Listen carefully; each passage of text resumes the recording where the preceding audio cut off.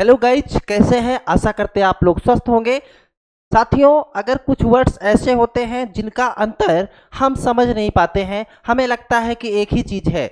जैसे अगर हम बात करें आवास और निवास, दोनों का मतलब हमें लगता है कि घर है, लेकिन अगर दोनों का मतलब एक ही होता तो हम आपके साथ वीडियो क्यों बनाते? कुछ तो अंतर होगा। आइए हम उस अंतर को समझते हैं। एक बार फिर से आप सभी साथियों का लर्निंग विद जेएस के ऑनलाइन प्लेटफॉर्म पे स्वागत है। साथियों, जो कि हम बोलचाल की भाषा में आवास एवं निवास कुछ और भी शब्द हैं, है ना? तो क्या अंतर है, बेसिकली हम समझने की कोशिश करते हैं साथियों।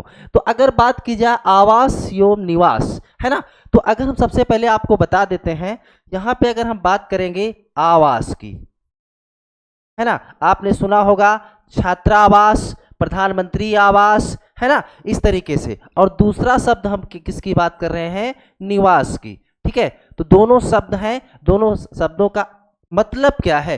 कुछ तो अंतर होगा, है ना? तो क्या अंतर है हम समझने की कोशिश करते हैं। अगर बात की जाए आवास की, देखिए सबसे पहले तो यहाँ पे हमने लिख दिया है, संक्षिप्त में अगर बात की जाए तो आवास में निवास करते हैं, है ना, निवास में आवास नहीं करते हैं, आवास में निवास करते हैं।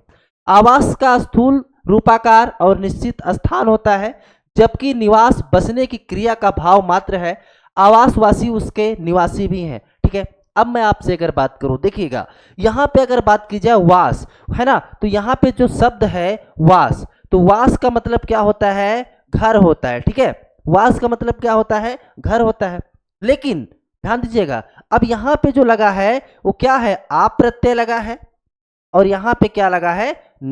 नी उपसर्ग लगा है। ठीक है, तो यहाँ पे जो है आ उपसर्ग लगा है और यहाँ पे नी उपसर्ग लगा है। ठीक है, तो यहाँ पे जो उपसर्ग लगा है, इसके पहले आ है, इसके पहले नी है। ठीक है, ध्यान से समझिएगा, मैं आपको बता रहा हूं। तो वास का मतलब क्या? घर, और निवास का मतलब भी क्या होता है? घर होता है। लेकिन यहाँ पे बात समझिएगा, आवास उसे कहते हैं जहां पे लोग रहते हैं। ठीक है, जब तक चाहे रहने, है ना, जहां पे रहा जाता है, ठीक है, उसे क्या कहते हैं? आवास कहते हैं। जैसे जहां पे छात्र रहते हैं उसे क्या कहते हैं? छात्रावास कहते हैं। ठीक है, जहां पे प्रधानमंत्री रहते हैं उसे प्रधानमंत्री आवास कहते हैं। ठीक है, इस तरीके से अलग अलग, है ना, आवास होता है। कभी आपने नहीं सुना होगा प्रधानमंत्री निवास ना, ऐसा नहीं है।